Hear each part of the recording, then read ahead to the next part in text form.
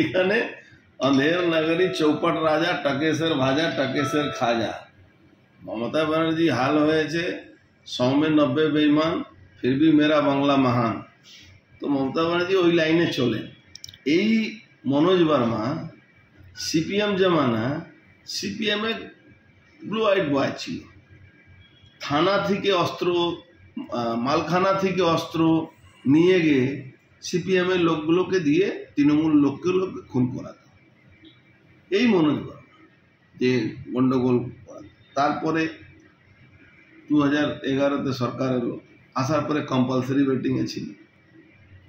তারপর 2019-এর ঘটনাতে বলছি, 2019-এ ভারতীয় জনতা পার্টি জেতার পরে এখানে যে দাঙ্গা লাগালো, মদন মিত্র অ্যান্ড কোম্পানি যে দাঙ্গা লাগালো, সেই দাঙ্গার মূল নাই কাকিনাড়া বাজারে দুটো ছেলে খুন হলো, এই খুন করালো।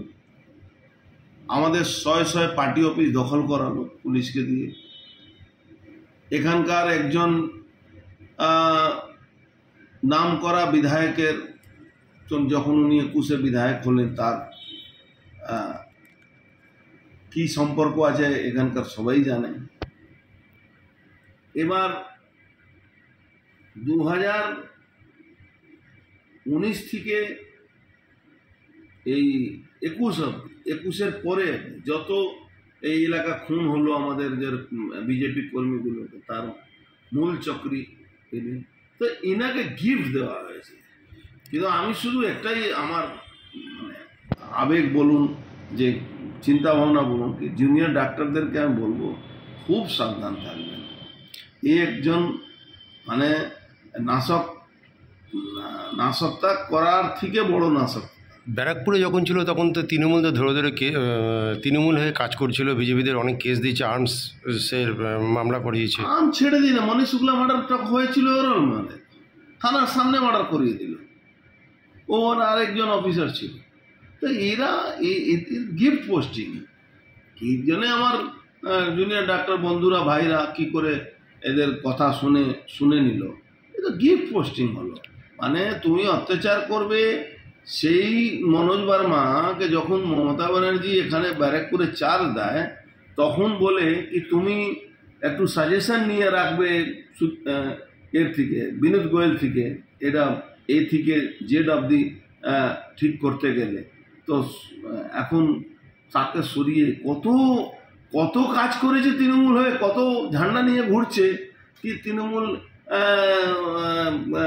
তৃণমূল হয়ে কি তাকে এই প্রাইজ পোস্টিং দেওয়া হলো বিনীত গোয়েলকে সরিয়ে। অন্য লোককে সরিয়ে দেওয়া হতো কোনো ব্যাপার নেই, অনেক পোস্টিং পেয়েছে, ও কম্পালসারি ওয়েটিংয়ে ছিল, তারপরে পোস্টিং পেয়েছে।